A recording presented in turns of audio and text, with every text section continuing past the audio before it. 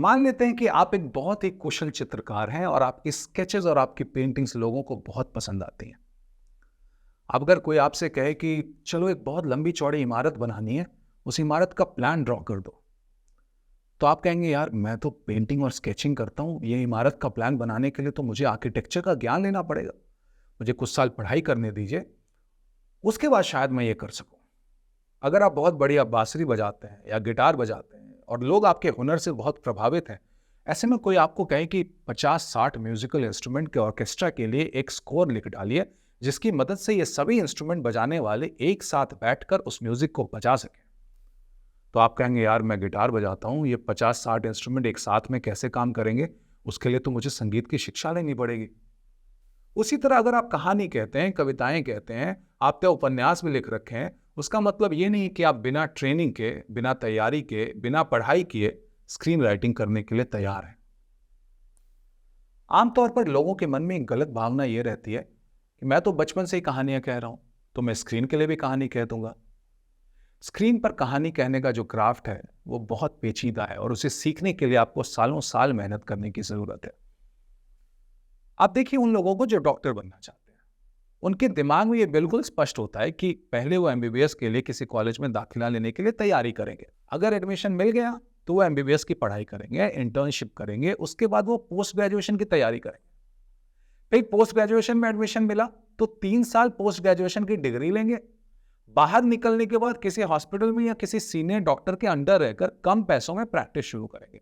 करीब 10-15 साल पढ़ाई के बाद और कई सालों तक मेहनत करने के बाद उनका अपना नाम बनेगा। जितने भी पैशन प्रोफेशन उनमें अक्सर हम मन की तैयारी के साथ उतरते हैं कि इतना वक्त तो लगेगा ही। आप एक बहुत मशहूर वकील बनना चाहते हैं तो भी आपको बहुत समय अपने अध्ययन में और ट्रेनिंग में लगेगा। अगर आप एक कुशल म्यूजिशियन या डांसर बनना चाहते हैं, आप एक स्पोर्ट्स पर्सन बनना चाहते हैं, या फिर आप पॉलिटिक्स में जाना चाहते हैं, कभी भी आपको अचानक से शुरुआत करते ही सफलता मिल जाए, पैसे मिल जाएं, लोग आपका नाम जान जाएं, ऐसा नहीं होगा। और आपको इस ट्रेनिंग के लिए किसी और से पैसे नहीं मिलेंगे। आपको खुद अपनी जेब से पैसे खर्च करने और 10-15 साल के इंतजार के बाद, मेहनत के बाद आपको पैसे मिलना शुरू होंगे। जब ज्यादातर पैशन प्रोफेशन में ऐसी हालत है तो स्क्रीन राइटिंग में भी आप ये उम्मीद ना करें कि आपको बचपन से कहानियां कहना आता है इसलिए अचानक से आपको फिल्म इंडस्ट्री में काम मिल जाएगा, लोग आपको पैसे भी देंगे और तभी आप बैठकर लिखेंगे। आपको कुछ साल तो सिर्फ स्क्रीन राइटिंग की ट्रेनिंग को देने चाहिए और उस ट्रेनिंग को किसी और के पैसे से करने की कोशिश ना करें। आप एक फिल्म स्कूल जा सकते हैं जहां स्क्रीन राइटिंग सिखाई जाती हो, या फिर आप खुद अपने घर पर बैठकर स्क्रीन राइटिंग सीख सकते हैं। मैंने जो भी स्क्रीन राइटिंग सीखी अपने आप से घर पर बैठकर सीखी है, आप भी कर सकते हैं। यह करने से आपको कोई नहीं रोक सकता। आज तो पूरी दुनिया की स्क्रीन राइटिंग टेक्स्ट बुक्स, इतने सारे यूट्यूब के लेक्चर्स, ये सब आपके पास बड़ी आसानी से उपलब्ध है। आप अगर मेहनत करें तो इस क्राफ्ट को जरूर सीख सकते हैं। लेकिन यह ध्यान रखें कि स्क्रीन राइटिंग के क्राफ्ट को सिर्फ किताबें पढ़कर या लेक्चर करके या दूसरों की पटकथा पढ़कर नहीं सीखा जा सकता। यह सब जरूरी तो है, खासकर दूसरों की पटकथा पढ़ना तो बहुत ज्यादा जरूरी है, लेकिन अगर आप सही मायने में स्क्रीन राइटर बनना चाहते हैं तो उसके लिए आपको खुद अपनी फिल्में, अपनी सीरीज लिखनी होगी। मैं कई स्टूडेंट से मिलता हूं जो शॉर्ट फिल्म लिखते हैं, वो कई शॉर्ट फिल्म बना भी चुके हैं। मेरा यह मानना है कि शॉर्ट फिल्म के मीडियम से लॉन्ग फॉर्म स्क्रीन राइटिंग यानी 2-3 घंटे की कहानी, उसका टेस्ट नहीं हो पाता। आप ऐसे समझें कि आईपीएल में क्रिकेट खेलना एक बात है, लेकिन अगर आप टेस्ट क्रिकेट खेलना चाहते हैं तो आपको बहुत तैयारी की जरूरत है और वो लाल गेंद से क्रिकेट खेलकर ही होगा, तभी आप टेस्ट क्रिकेट सीख पाएंगे। उसी तरह आप शॉर्ट फिल्म लिखते हैं तो बेशक आप उसे जारी रखें, लेकिन अगर आपको स्क्रीन राइटर बनना है तो साथ ही अपनी फीचर फिल्म पर काम करना शुरू करना होगा, अपनी वेब सीरीज के पायलट एपिसोड और बाइबल को लिखना शुरू करना होगा। और ये करते वक्त आप ना सिर्फ अपने आप को ट्रेन कर रहे होंगे, बल्कि साथ में आप खुद को इंडस्ट्री में पिच करने के लिए सैंपल तैयार कर रहे होंगे। आप खुद को ट्रेन करते रह सके, इसके लिए अपनी इनकम का कोई ना कोई सोर्स खोला रखें। मैं तो ये कहूंगा आप अपनी जॉब ना छोड़ें। आप जिस शहर में हैं वहीं रहें, आपको मुंबई आने की कोई जरूरत नहीं है, बहुत महंगा शहर है। आप कोशिश करें कि आपका खर्च कम से कम हो और आपकी आमदनी का कोई ना कोई जरिया हो। ये करते करते साथ में आप अपनी फिल्म या अपना सीरीज लिखें और एक के बाद एक लिखते चलें। जो आप लिख रहे हैं उसका रीराइट यानी पुनर्लेखन भी करते चलें। इस तरह आप एक वक्त पर एक ऐसी स्थिति में पहुंचेंगे जहां आपके हाथ में कुछ बहुत ही खूबसूरत होगा। वो एक फीचर फिल्म की स्क्रिप्ट हो सकती है, या वो एक सीरीज का बाइबल और उसके पायलट एपिसोड की स्क्रिप्ट हो सकती है। और जब आपके हाथ में कुछ बहुत ही बढ़िया होगा, तब आप तैयार हैं इंडस्ट्री में उसे पिच करने के लिए। अब इंडस्ट्री में पिच कैसे करें, ये सवाल अक्सर लोग पूछते हैं और इसका जवाब मैं आपको जरूर दूंगा। लेकिन एक चीज का ध्यान रखें, जब भी आप अपनी कहानी को पिच कर रहे हैं तो आप असल में दो चीजों को पिच कर रहे हैं, एक वो कहानी और दूसरा अपने आप को। आपकी कहानी सुनकर कोई ये कह दे कि मजा आ गया, चलो इसे प्रोड्यूस करते हैं, यकीन मानिए इसका चांस कम है। ज्यादा चांस यह है कि आपकी कहानी सुनकर लोग कहें मजा आ गया, लेकिन यह अभी प्रोड्यूस नहीं करेंगे, क्या तुम मेरे लिए किसी और कहानी पर काम कर सकते हो। यानी आपकी लिखी अच्छी स्क्रिप्ट बन जाए, सिर्फ यही उसका हासिल नहीं है, उसका रिजल्ट नहीं है। इस बात की पॉसिबिलिटी ज्यादा है कि आपकी लिखी अच्छी स्क्रिप्ट आपको दूसरी स्क्रिप्ट लिखने का मौका दिलाए। उसी तरह अगर आपकी स्क्रिप्ट कमजोर है तो सुनने वाला सिर्फ आपकी स्क्रिप्ट नहीं, आपके बारे में भी धारणा बना लेगा, और वो दरवाजा आपके लिए शायद फिर कभी ना खुले। इसलिए जब तक स्क्रिप्ट बहुत बढ़िया ना हो जाए, पिच ना करें। लेकिन पिच करें कैसे? इंडस्ट्री में प्रोड्यूसर्स के ऑफिस तक, स्टूडियोज के एग्जीक्यूटिव्स तक, डायरेक्टर्स तक या सीनियर राइटर्स तक पहुंचना आसान नहीं है। लेकिन अगर आप गौर करेंगे तो कुछ छोटे मोटे रास्ते जरूर हैं जिनका इस्तेमाल करके एक अच्छी स्क्रिप्ट लोगों की आंखों तक पहुंच सकती है। मैं इस इंडस्ट्री से नहीं हूं, मैं बिहार के एक छोटे से शहर से हूं, लेकिन फिर भी धीरे धीरे दर्जनों लोगों ने मेरे भाई देवांशु और मेरे द्वारा लिखी गई स्क्रिप्ट चिंटू का बर्थडे पढ़ी और अंत में वो फिल्म बनी। आपको यह ध्यान रखना पड़ेगा कि कौन सा दोस्त, कौन सा असिस्टेंट डायरेक्टर, कौन सा इमर्जिंग एक्टर, कौन सा इमर्जिंग डायरेक्टर आपके आसपास है जिसकी मदद से आप एक senior director, senior producer, senior actor या सीनियर राइटर के पास जा सकते हैं। एक रास्ता और है टैलेंट एजेंसीज का। हमारे इंडस्ट्री में कुछ टैलेंट एजेंसीज हैं जो राइटर को रिप्रेजेंट करते हैं, और वो अक्सर नए राइटर और अच्छी स्क्रिप्ट भी ढूंढते हैं। आप उन तक पहुंचने की कोशिश करें और उनके माध्यम से अगर आपकी स्क्रिप्ट अच्छी है तो वो शायद मुकाम तक पहुंच जाए। स्क्रीन राइटर्स एसोसिएशन में ऐसे पिच फेस्ट और स्क्रिप्ट लैब आयोजित किए जाते हैं जिसके माध्यम से आप लोगों की नजर में आ सकते हैं। इस तरह के और भी स्क्रिप्ट लैब पहले हो चुके हैं, जैसे एनएफडीसी, मुंबई मंत्रा, सिनेस्तान या सनडांस का स्क्रिप्ट लैब। इन चीजों पर ध्यान दें, ऐसे मौके जब भी आए तो छोड़े नहीं।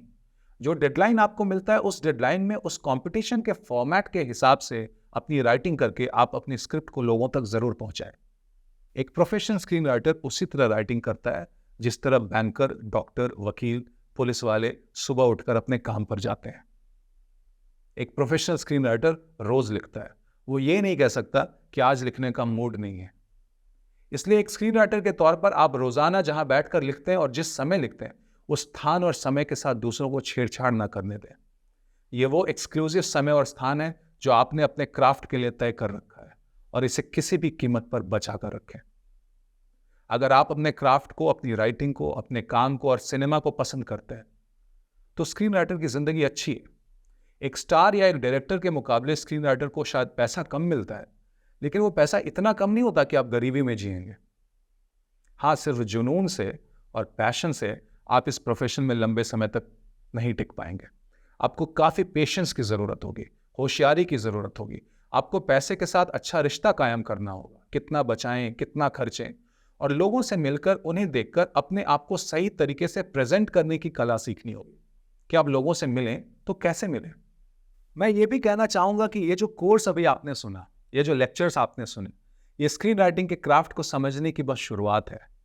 इसके आगे आपको बहुत कुछ सीखना है, लेकिन वो सीखने के लिए फिल्म स्कूल जाने के अलावा और टेक्स्ट बुक पढ़ने के अलावा 5 ऐसे मंत्र हैं जो मैं चाहूंगा कि आप ध्यान में रखें। मशहूर screen writing blogger Scott Myers के द्वारा बनाया गया, मेरे हिसाब से ये दुनिया में स्क्रीन राइटिंग का सबसे छोटा कोर्स है। क्या है ये 5 मंत्र? पहला है थिंक आइडियाज। आप अलग अलग फिल्मों और वेब सीरीज के आइडियाज सोचें और अपने पास उसका एक बैंक बना लें। दूसरा, वॉच मूवीज। आप फिल्में देखें, अच्छी बुरी हर तरह की फिल्में देखें, वेब सीरीज देखें और उनसे सीखने की कोशिश करें। तीसरा, रीड स्क्रीन प्लेज।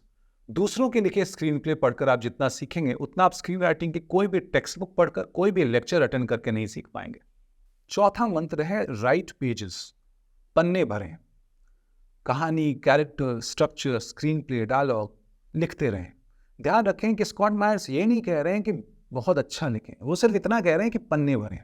तो आप पन्ने भरते रहें, लिखते रहें। 5वीं और सबसे खूबसूरत चीज जो स्कॉट मायर्स कहते हैं वो है लिव लाइफ। जिंदगी जिएं, अच्छी किताबें पढ़ें, बढ़िया खाना खाएं, खूब घूमें फिरें, प्यार करें, इश्क में पड़ें। आपका दिल टूटता है तो टूटने दें। किसी और का दिल अगर आपके कारण टूट जाता है तो माफी मांगें। बच्चों के साथ, बूढ़ों के साथ, पशु पंछियों के साथ, प्रकृति के साथ समय व्यतीत करें। नई कलाएं सीखें, संगीत सीखें, नई भाषाएं सीखें, नया खेल सीखें। यारों दोस्तों के साथ, परिवार के साथ अच्छा समय बिताएं, अच्छी यादें बनाएं, अच्छे अनुभव बनाएं। ये सब आपकी जिंदगी के बैंक अकाउंट में जोड़ता चला जाएगा और आपकी राइटिंग में एक मैच्योरिटी आएगी। ये सब करने से दुनिया को देखने का आपका एक नजरिया बनेगा और वो आपके काम में झलकेगा। याद रखिए, ये सब किए बगैर एक कमरे में बैठकर किताबें पढ़ के या कोई लेक्चर सुनकर आप अच्छे स्क्रीन राइटर नहीं बन सकते। मैं उम्मीद करता हूं कि इस लेक्चर सीरीज के साथ आपकी स्क्रीन राइटिंग की जर्नी की एक अच्छी शुरुआत होगी। इसके बाद आप निकल पड़ेंगे और जानने को, और सीखने को, और लिखने को, और दुनिया को ये दिखाने को कि आपके अंदर एक बेहतरीन स्क्रीन राइटर है जिसके पास इस दुनिया के लिए बहुत अच्छी अच्छी कहानियां हैं। ऐसी कहानियां जिनसे शायद इस दुनिया में दुख कुछ कम होगा। मैं उम्मीद करता हूं कि दुनिया आपकी कहानियां सुनकर हंसे, रोए, डरे। कई लोग आपकी कहानियों से इंस्पायर होकर अपनी जिंदगी में वो कदम ले पाएं जो शायद वो नहीं ले पा रहे थे। आप इस सफर में एक बेहतरीन यात्री की तरह उभरें, खूब मेहनत करें और फक्र से कहें कि आपने अपनी जिंदगी स्क्रीन राइटिंग को समर्पित की है। Thank you and all the best.